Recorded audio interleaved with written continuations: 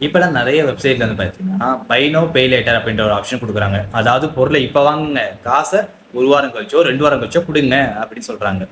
இதுல அவங்களுக்கு என்ன லாபம்? இதுல தான் ஒரு பெரிய லாபம் வந்து பார்த்தீங்கன்னா இருக்கு. ஒரு உதாரணத்தோட பார்ப்போமா? இப்ப என் அக்கவுண்ட்ல ஒரு ரூ. 5000 வந்து பார்த்தீங்கன்னா இருக்கு. நான் ஆன்லைன் ஷாப்பிங் பண்ணணும்னு போனேன் அப்படின்னா, ரூ. 5000க்குள்ள தான் வந்து பார்த்தீங்கன்னா நான் பொருட்கள வாங்குவேன்.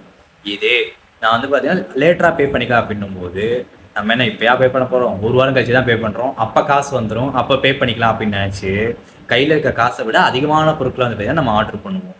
இந்த மாரி ஆர்டர் பண்ணிருவோம். சம்பளம் வந்தோனே சம்பளத்தெல்லாம் இதுக்கு குடுத்துருவோம். இந்த மாரி வந்து பார்த்தீங்கன்னா, நம்ம கையில இருக்க பணத்த விரயம் பண்றதுக்குன்னே இந்த மாரி ஆப்ஷன்ஸ் வந்து பார்த்தீங்கன்னா இருக்கு. பை நோ பே லேட்டர பொறுத்தவரைக்கும், உங்களுக்கு தேவைப்பட்டா பயன்படுத்துங்க. ஆனா ஒண்ணு ஞாபகம் வச்சுக்கோங்க. பை நோ பே லேட்டரும் ஒரு விதமான கடன் தான். ஸோ, உங்களால ஒரு பொருள் வாங்கணும்னு தோணுச்சு அப்படின்னா, உங்க கையில கேஷ் இருக்கும்போது வந்து தான் வாங்குங்க.